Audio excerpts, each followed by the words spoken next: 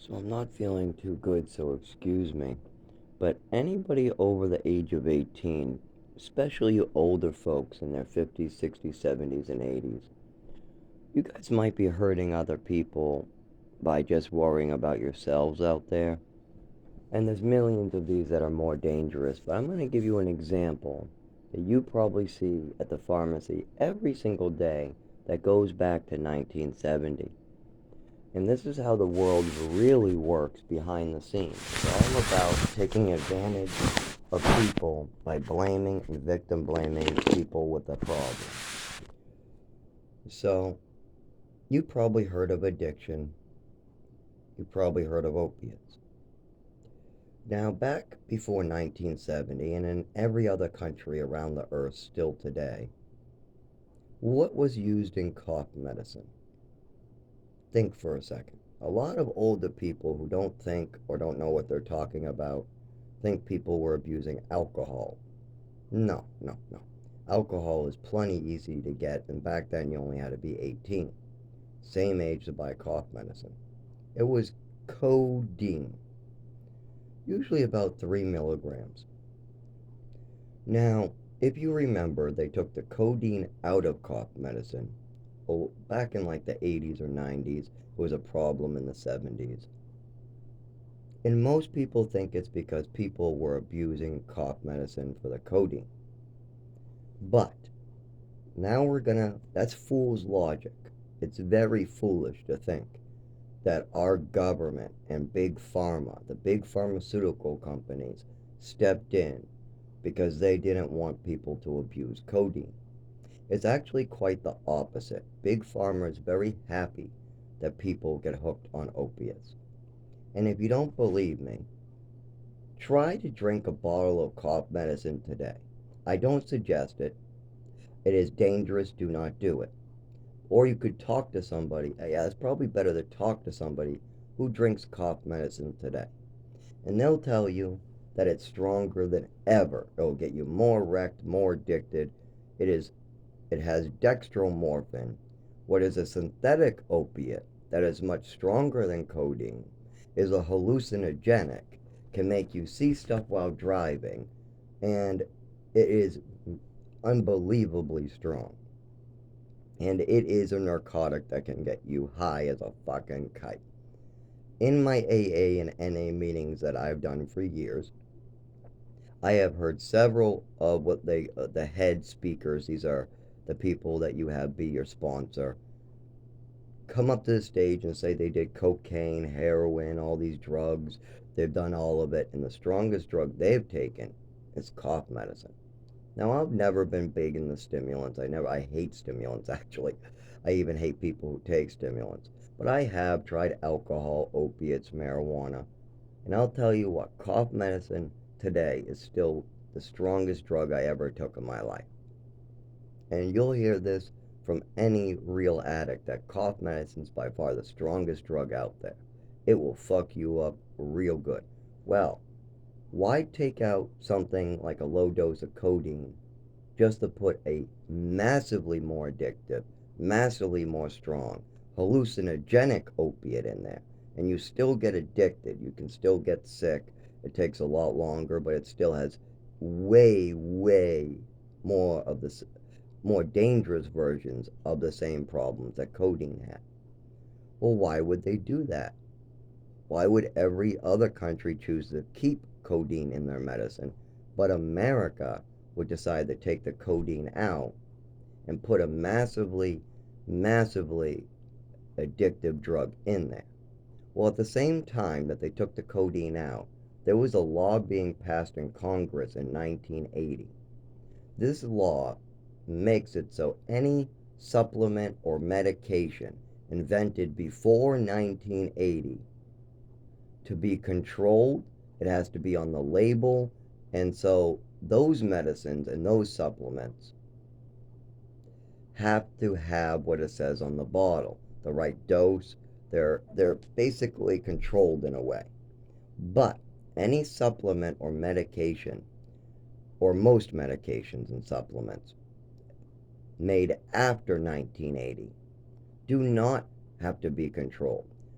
Like, for instance, ginseng. If they want to put sugar pills in a ginseng bottle and sell it at CVS, they're absolutely allowed to. When they get caught selling sugar pills, all they have to do is slap a new label on it. They just take the supplement off the market. They make a new supplement with the same label, like, oh, now we got new ginseng. And then they do the same thing over in a circle. Because they passed a law that helped them regulate stuff. The government wanted to make sure that people weren't being ripped off or hurt by the pharmaceutical companies. So the pharmaceuticals fought back all through the 70s. They didn't want to be controlled. Still today, we have some of the loosest regulations in the world. You would think that we have very strong regulations because they took codeine and these drugs off the market. But that is not why. The amount that we pay for codeine in America is 10 times more than the rest of the country. You can get a whole box of like 30 codeines in Mexico for like a buck or two. It is a very, very cheap medicine to produce. But because they took the codeine out of the cough medicine that people could just openly buy, now they can charge more for the prescription. So they just up the price and force people to pay a god's amount of price. And if you want to get high and get addicted to big pharma shit, you can still do so. You walk into the pharmacy, you buy dextro morphine, and you get fucking wrecked. Even more wrecked than the codeine, even more dangerous than the codeine. Codeine is very safe, actually. The worst case scenario, you get addicted. Well, dextromorphin is a synthetic opiate that works like a hallucinogen, by far one of the strongest drugs that any drug addict has ever taken. So it had nothing to do with safety. It had to do with making money. Our government was making laws so they could oversee what Big Pharma was doing. And in response, they took codeine off the open market, jacked up the price, and made it a prescription medication. If we're going to be controlled, and this stuff is going to be dirt cheap for everybody, we better control it so we can jack up the price. So Big Pharma helped push the government to take codeine off the market. If you're going to make us, do the right thing, then why don't we make the price of this go up, and then we'll put something even more dangerous in there that's new. Because remember, medications and supplements that were discovered or invented after 1980 don't have the restrictions of over-the-counter medicines and supplements that were invented or discovered before 1980. That is an actual law on the books. It's a federal law. That is why you see a lot of these supplements, like those boner pills at the gas station with the elephant on it. A lot of them actually do have Viagra in them, a prescription medication. Well, how did they get away with it? Isn't that illegal? Don't they have to put what they're selling on the label, you might be thinking? Not Big Pharma. Every other industry, yes. But when it comes to ginseng, supplemental boner pills that can be sold at the gas station, when it comes to cough medicine, dextromorphin cough medicine, they have less restrictions. But when it comes to things like codeine, or things like vitamin C, or things like, what's another old one? Fish oil. Just old-fashioned fish oil. These things have to say what they have on the label, because our government stepped in and said, if you're going to put something on a label, it has to be right. You can't lie to the people. But any supplement made after 1980, any of those more accessible medications, don't have to have what they say on the label, because the restrictions are pretty much not present. If you get caught selling sugar pills as ginseng, you have to take it off the market, slap a new label on the bottle, and then they can sell it again, the sugar pills. So this has been going on year after year. You've probably seen story after story, story after story of news stories coming in, testing supplements at gas stations, testing supplements at CVS, and finding out they don't contain anything that's in the bottle. And then they just take the bottle off the shelf, stick it back on with a different label. And they do it over and over. You might have even bought cheap supplements and felt like they don't work. Like I've bought melatonin that doesn't work, and ginseng back when I was younger, but I don't like ginseng. When I finally got a bottle that actually did something, I found out it doesn't work for me good. I found out that ginseng's not for me. But when I first tried ginseng, it did nothing and nothing. And I've heard this from many other people. CBD is another one. When you buy CBD that's cheap from the pharmacy, it doesn't work. But when you buy lab tested CBD of the same strength, all of a sudden it works great. The reason why is because the first cheap one that wasn't lab tested contained little to no CBD in it. They're lying on the bottle. That's it. Well, it's the same reason why in our country we have no codeine that you can buy on the open market. Big Pharma has been sucking the people dry doing dirty tricks. They also take a lot of small children in Massachusetts, like me, when you're 5, 6 years old, start dosing them with drugs. They have no parents to speak up for them. Same thing with foreigners who don't speak English. The Beth family came to America with their little daughter. And before this little daughter is 7, 8 years old, she's all drugged up. But nobody can speak to her parents. Her parents don't speak English. This is quite common where Big Pharma takes advantage of the disadvantaged. And this happens a lot. So don't think that codeine is not sold at the pharmacy as an OTC for your safety. That's just a bunch of bullshit. If it was for your safety, then why? What problem are they solving? Well, addiction, you could get addicted to codeine. Well, then why are they putting a more addictive substance in the cough medicine?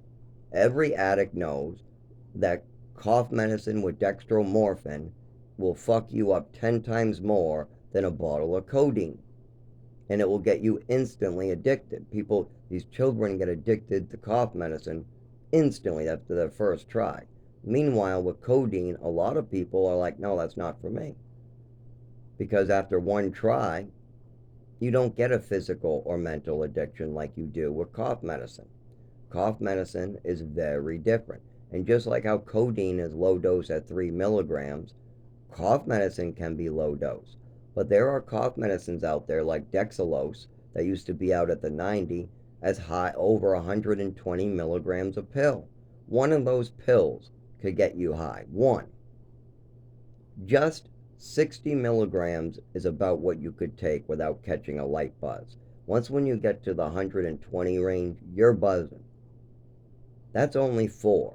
If you take 4 3 milligram codeines, it's very unlikely you'll be buzzing. They did not do it for addiction. Well, safety reasons, of course. Well, actually, 3 milligrams of codeine is extremely safe. Opiates are extremely safe unless you overdose, which codeine you would probably have to take like 1,000. No, probably 400 milligrams of codeine would be dangerous, maybe 300. Yeah, I would say about 300 milligrams. I know that 30 milligrams is perfectly safe. Yeah, that's about the equivalent of a perk, maybe 20 milligrams of Percocet would equal 30 milligrams of codeine. And I know people on the streets who will take way more than that. So I'm just speculating with that. It depends on the human body. When it comes to ODing, it depends on the body. But the rest is not speculation. It is absolutely true. Big Pharma is out of control in this country.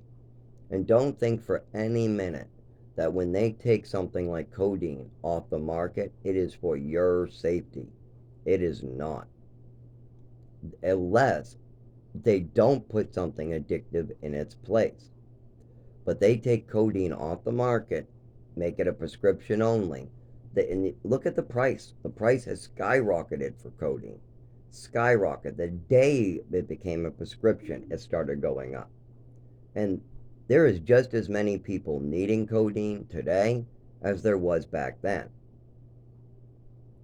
But now you need to spend a lot more money. First, you got to hire a doctor. That's going to cost a fortune. Then you need to have a repeat meeting. Sometimes a doctor will have to see you twice, 3 times, whatever. In my case, I'll have to see him 100 times thanks to my father, and I have to get better on my own. And then the doctor will say, okay, now I know what's wrong. So I have to get better on my own before doctors will help me, because my father and mother made me a target, and even my own mother poisoned me. She wanted me to get hurt by pharmaceuticals. But this wasn't my biological mother. I never met her. This is a foster mother who slipped me some drugs, destroyed my nervous system, did a bunch of fucked up stuff with pills, and then she adopted me because she made this mistake. At least that's my belief, because when I asked to be adopted, it was after all this happened to me and I did not understand what was going on. But during the actual adoption, my mother slipped me pills before we got in the car, and I was out like a light. There was a part of the adoption where we were in a basement, and all I remember is passing out on a bench and then being woken up. My mother tried to carry me, said I was too heavy, and then I did a little stumble walk to the car, passed out again. Then we went to an adoption party. Don't get this mixed up with some different party. This is the adoption party in a ski loft. And I was so tired and so sleepy. I was looking for a place on the floor to sleep. They pulled out a chair for me to sit because I looked like I was going to fall. And everybody asked, are you tired? Aren't you happy to be in this family? You look sick. Are you depressed? And my mother's going around telling everybody I'm depressed. But I wasn't.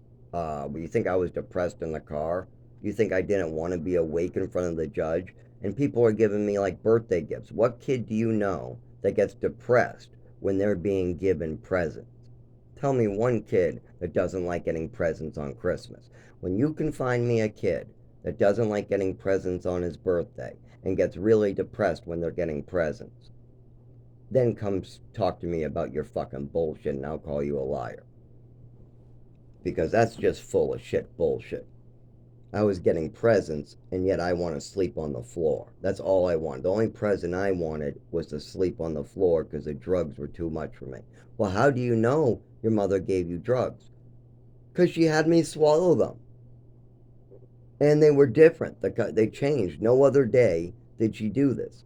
Well, actually, she did do this, but I mean, with that in particular pill that day, she, the next 3 days, the next 10 days later, she didn't do this. But when she wanted to get her way, she did do this. And there were different pills she was slipping me. They weren't always the same. So, yes, there was something fucked up going on there. And when the teachers and doctors started to realize something was wrong, my mother took me out of Mass, brought me to Texas. When I started to tell doctors something was wrong in Texas, she took me out of the doctors in school and moved me to New Mexico. Then they sued New Mexico so that they could blame them, brought me to frickin' Maine. Why Maine? Oh, they had to buy and sell houses. Well, did you get an education? No. My mother decided to homeschool me, so she called the people they just sued. They printed out a bunch of papers and said, here you go. I never saw these papers in my life. We barely did any work. I had a teacher for the first 3 months in New Mexico. Then went without a teacher for like a year. And then 3 months or a couple months at the end. There was a few months at the end we had a bald guy that kind of looked like my brother. And he was just having us do basic stuff. It wasn't even an hour's worth of work. Yes, an hour is what we had. And of course, every kid in that program in the mountains of New Mexico, I feel bad for. Christine Stiers, I bet everybody says that she has a mental illness too because of what happened to her there. I bet her parents have no idea the horrible shit that she went through until years and years later when she was finally able to talk about it. I bet these people have eating disorders and all different types of stuff. And I bet the parents don't even give a fuck. But let me continue. So, when you think of something like you're shopping through CVS, remember this. Any new supplements invented or made after 1980, make sure the bottle says lab tested, because you are not going to get anything but crap if it's cheap and not tested. Not only that, don't believe for 1 minute that Big Pharma gives a flying fuck about you or your health. They care about making money off you. A lot of the doctors do care about you, but there's a whole bunch of fields of doctors out there who want nothing more than the profit off of you or your children.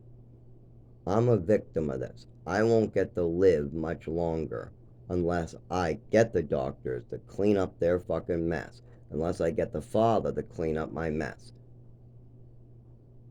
Technically, it's not my mess, actually. I should clarify. I'm the one suffering. But it's not a mess I created. It's not anything I created. So actually, it's not my mess. I should clarify there. It's not my mess at all.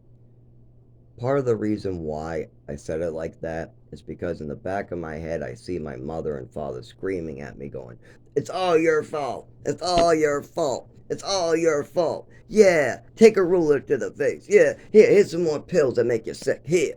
You OD'd on the floor. It's all your fault. Your nervous system got fried at 7. It's all your fault. We moved to Texas. It's all your fault. You got cut off at doctors in Texas. It's all your fault." So I'm having that in the back of my head as I try to do this video. So it's really, really hard for me to talk about this.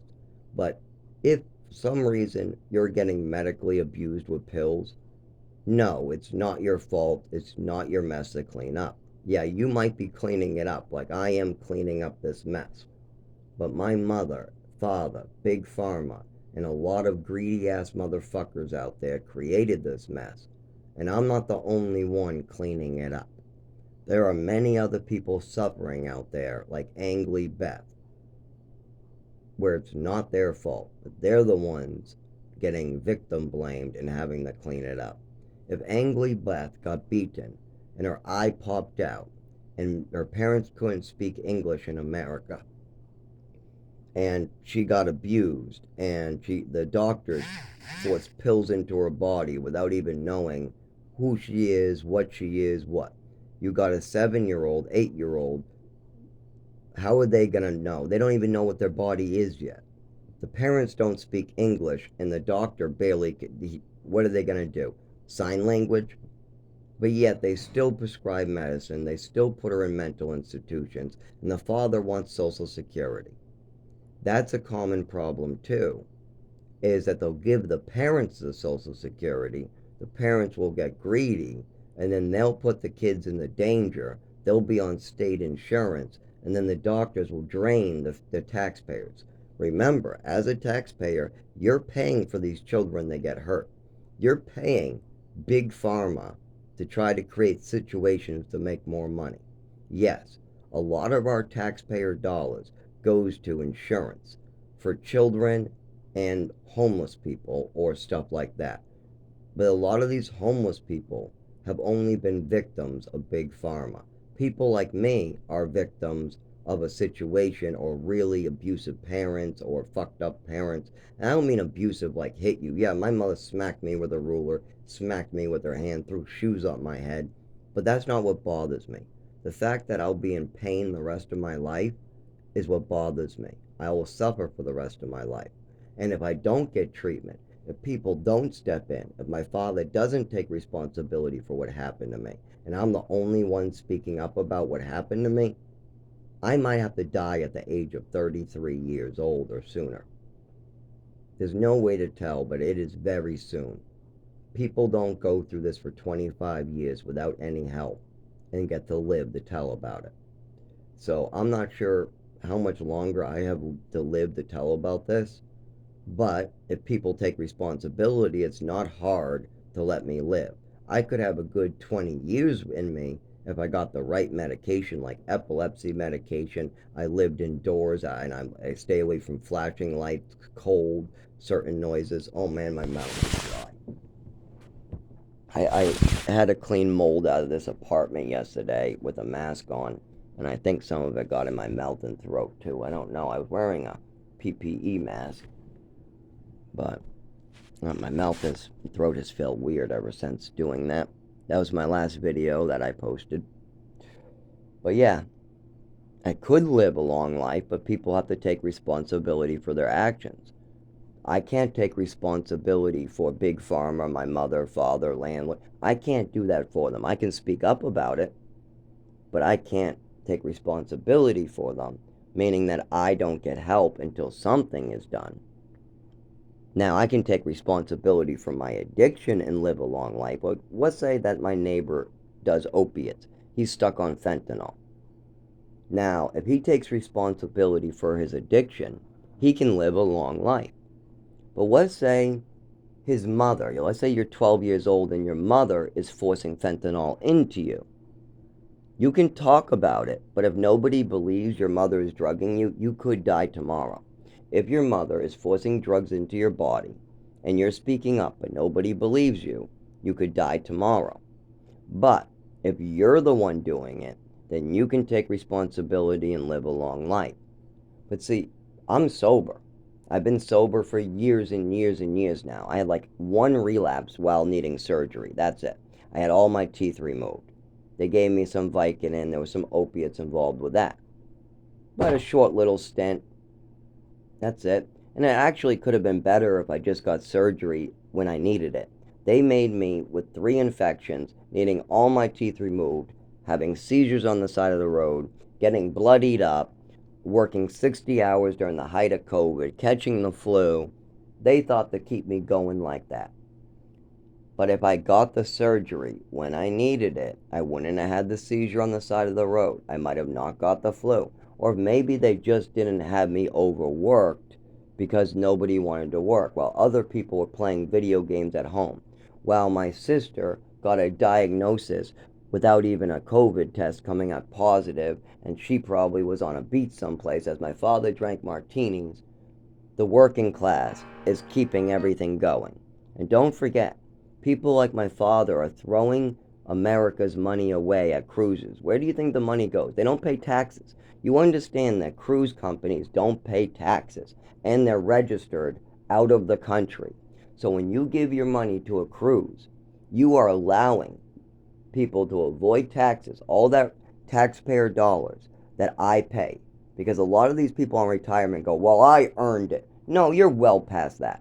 When you get to about 80 or 90, most people have used up all the money they put in.